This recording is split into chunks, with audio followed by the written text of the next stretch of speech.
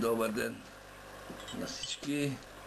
Още веднъж малко се закъсня, че следим новата година.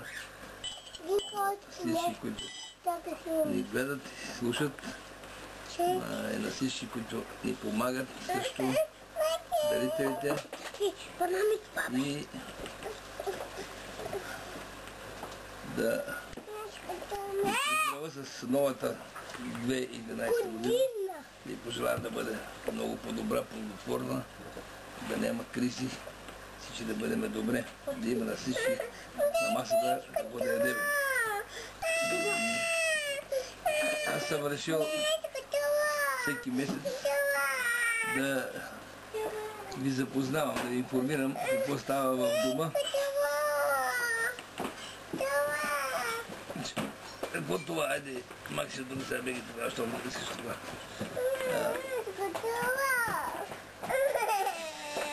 Да го повече вземеш, айде. И всички събития, дори и хубави събития, и лоши събития, трябва да знаете, защото те, които ни помагат тук, вие сте съучастни и сте съпричастни с нашия живот. Вие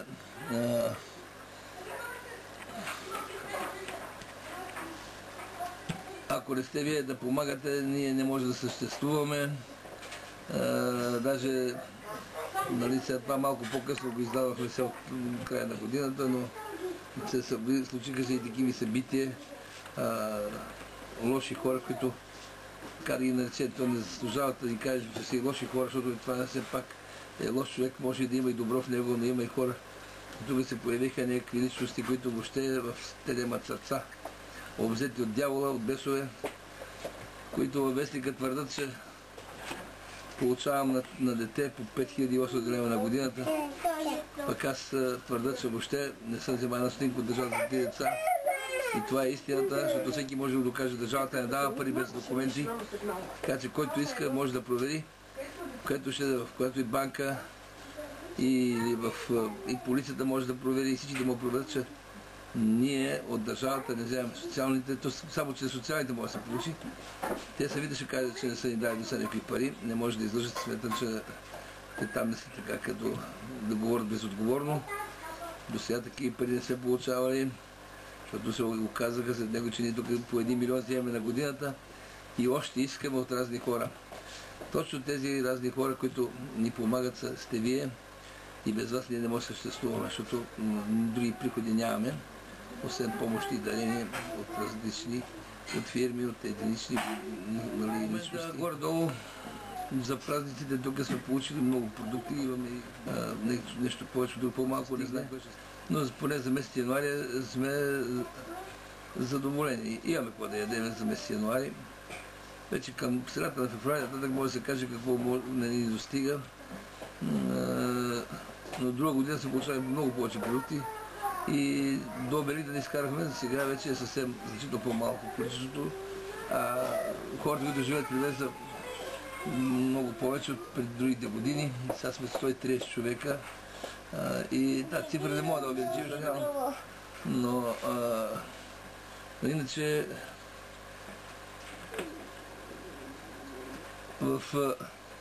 същевременно и в банковата сметка по-малко приходи са влезнали, колкото от друга година влизаха за коледните празници. И явно може би е дало и много голямо отражение от тези лоши писаници, които целят да закрият тези деца на улицата, защото те сметнат, че тези деца те са безлични, само техните може да имат право да живеят. Техните трябва да имат родителен дом, техните деца трябва да ходят в детска градина, техните деца трябва да ходят на училище. Тези деца, те не са нашите, кой не интересува за тях. Никой не може да каже кое дете е гений и кое не е. Това време ще покаже, стига ние само трябва да докажем нужното внимание и нужните грижи за него, за да може да си изучи, само ще си покаже какво е детето. Но ние трябва еднакво да се грижим за всички. Не може да ги оставим тези деца на произвола, че някой си иска тези деца да не съществуват.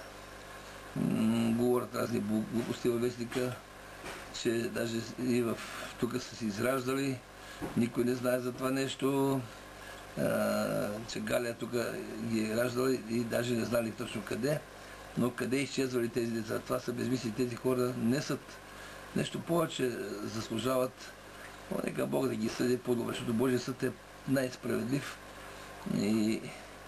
и там не се разминава. Няма ходатайство, няма корупция, няма съда, да, защото там са се явили хора, които анонимно, те си крият имената. Защо си крият имената? Защото това, което го казват, не е истина. Затова се крият, се страхуват. От какво се страхуват? Нито ще извада пушката, да застрелям някой, аз нямам такава пушка, нито пъщо ден да го такова, той да си отговаря за делата. След това раздават се едно. Те, понеже анонимно говорят, вестника не е проверил.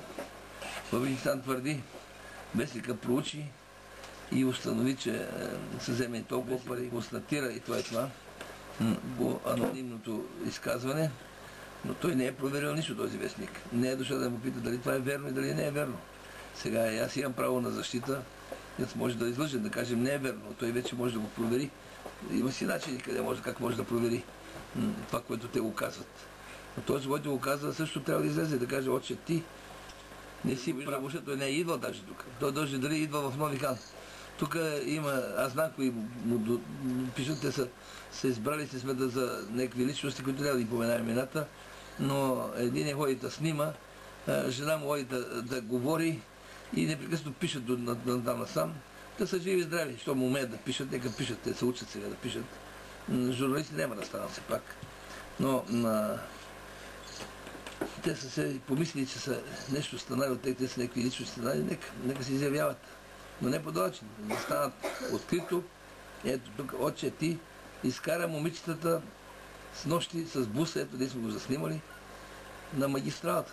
Това говорят, че изкарва всека вечер тия момичета на вечер при зори. При зори лоши били тия майки навън. Тук все пак има някакъв ред, някаква дисциплина и държиме на аз. Нали, нашето мото тук. Ние имаме си устав и трябва да се спазва. И когато го нарушава системно, трябва да напусне, нали, ако има такива.